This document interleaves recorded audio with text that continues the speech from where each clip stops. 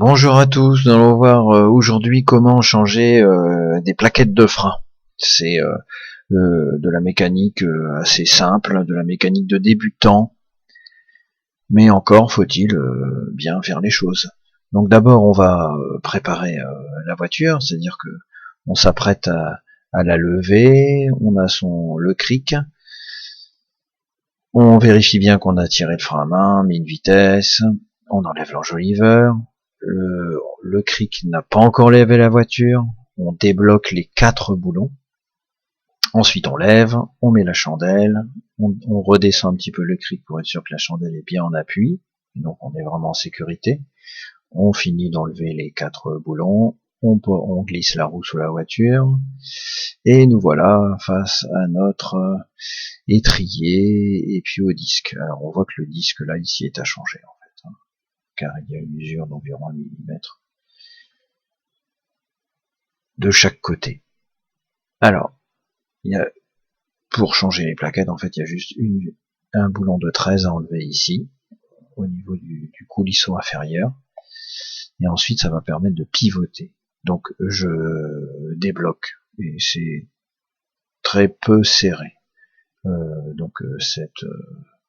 Ce boulon de 13 très facilement. Attention, quand votre clé, vous la regardez à l'envers, attention à la façon dont vous desserrez. Donc, je range mes outils dans le bac du cric. Et avec une bonne pince multiprise, une grosse pince multiprise, je vous conseille d'acheter ça, c'est vraiment utile. Je vais repousser le piston. Attention à ne pas riper, à ne pas endommager le joint en caoutchouc qui est là. Sinon, vous prenez un petit serre-joint et doucement, vous le repoussez. Ou sinon, avec un tournevis plat, mais c'est pas préférable. Hein, parce que là, ça, ça contraint le disque, parce qu'à ce moment-là, vous faites appui sur le disque. Donc on va surveiller tout au long de l'opération le niveau du liquide de frein, parce que regardez, en bout d'opération où il est arrivé, forcément j'ai repoussé d'environ 50 cm3 le piston, donc c'est autant de liquide en plus. Donc ensuite je repousse mon étrier en un point à milieu, et je le lève, et je le maintiens en l'air avec une corde, un fil de fer. Donc j'ai accès à mes plaquettes. Magnifique, je peux les enlever tout simplement.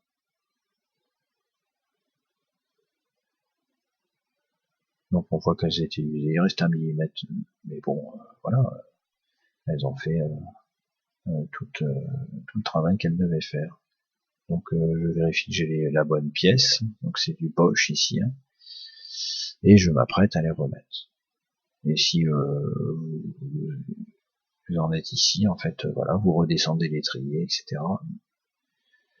Mais nous on va faire un petit peu mieux, on va bien nettoyer. Donc attention à la poussière, c'est pas forcément très bon à respirer. Si vous êtes dans le vent, mettez-vous à l'opposé. Regardez ici, hein, on va bien nettoyer tout ça. On va gratter sur je sais plus comment ça s'appelle, les petits éléments pour que ça coulisse bien. On les enlève, on nettoie dessous, vous voyez, il y a de la rouille qui vient ensuite élever cet élément, et ensuite ça coince. Donc j'enlève bien la rouille de tous les côtés. Attention ici au mauvais geste qui vous entraînerait à déchirer le soufflet. On enlève complètement cette pièce, et puis moi je remets un petit peu de graisse graphitée pour être sûr que ça coulisse bien. Si vous avez repéré le sens, donc vous faites un 180 degrés pour la mettre à l'opposé. Vous refermez bien votre peau à chaque fois, hein. Donc je la remets à l'opposé. J'ai fait 180 degrés pour que l'usure à ces niveaux-là soit plus la même. Donc ensuite je mets un petit peu de graisse, j'en ai mis un peu trop, hein. Un petit peu de graisse, y compris sur ces éléments-là, pour être sûr que ça coulisse bien. Vous pouvez mettre un peu d'alcool ménager et un chiffon nettoyé si vous avez mis un petit peu trop sur le disque ou où que ce soit.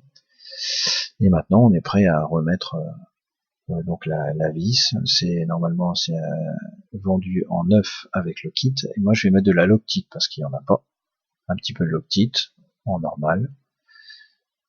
On refait pivoter, on met bien dans la bonne position pour que ça descende ici, hein, et puis on revisse. Et pour faire bien le travail de l'autre côté, donc sur le coulisseau supérieur, on le débloque, on l'enlève, on le lève. Donc là, vous voyez, hein, je vais le remettre à l'opposé, hein, 180 après. Donc là, je suis ici, je nettoie bien, je remets de la graisse graffitée dans le soufflet, dans le coulisseau, je remonte tout, là il est à l'opposé, et puis je remets bien sûr mon frein à filet, j'y vais, hein.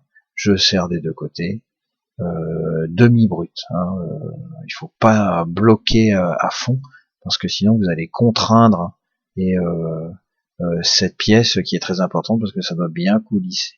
Hein, donc il y a un couple spécifique, mais bon je le connais pas, donc je serre demi-brut.